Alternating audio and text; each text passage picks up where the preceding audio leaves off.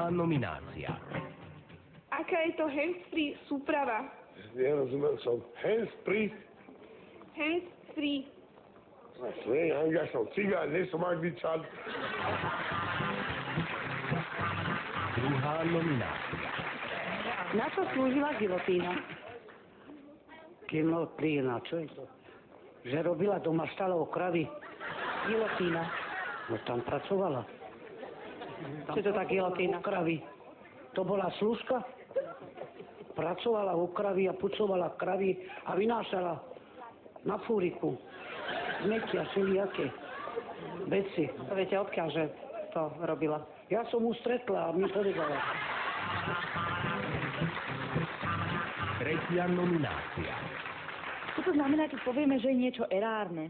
Erárne? Že velice pekné to je. To môže byť, alebo čo môže byť erárne? Moja žena je velice pekná. To je erárne. Štvrtá nominácia.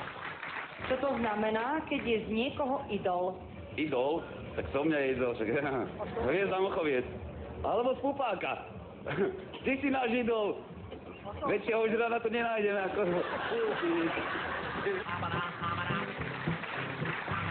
Piatá nominácia. Akým spôsobom volíme, keď voľba prebieha aklamačne? Aklamačne? Oni klamú aj tak dosť, všetci, čo už boli zvolení. A klamú pekne nás, klamú. Keď je hospodárska kríza, tak nás asi pekne oklamali a sme pekné brinde. Čiže aklamačný, ja volím podľa svojho presvedčenia a tak ďalej, neviem, ale tí doteraz, čo som im povedal, tak ma pekne aklamali. Šiestá nominácia. Čo to znamená, ak pozvete manželku do divadla a ona vám povie, že je to už pase? Tak by som aj jednu vec na to odpovedal, že pase do divadla.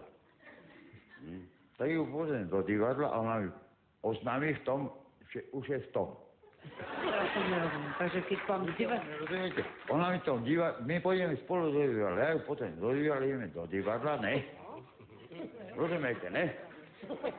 Áno.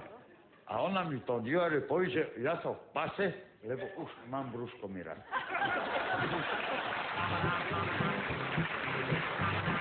Siedma nominácia. čo je to hydroplán? Tata chodí po vesmíre, tá zavše príde, zavše nepríde. Takže sa to volá hydroplán. Ja to všetko viete, že to sú rakety takéto, to je úžasné. Tak vám vraví, že nemá hlave na strate. 8. nominácia. V ktorých krajinách je dovolené heterosexuálne manželstvo? Fúha, v ktorých krajinách? Myslím, že v nejakých európskych. Robia to aj tajne, v každej krajine, 100%. Takže ja som len na ženy. A... Takže potom ty si čo? Neviem vám odpovedať túto otázku. Počkaj, tak ty si potom čo, keď si len na ženy? Ja som len na ženy.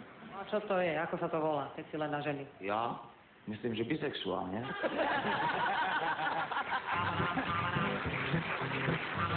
Deviatá nominácia. Akému človeku hovoríme, že je adolescent? To vám nie je nejaká choroba? Aká by to mohla byť choroba? No to vidíte. Ja ďakujem Pánu Bohu, ja nie teraz idem akorát z kostola. Že vy nie ste adolescent? Nie, veru. Nie, ja som kresťan katolík.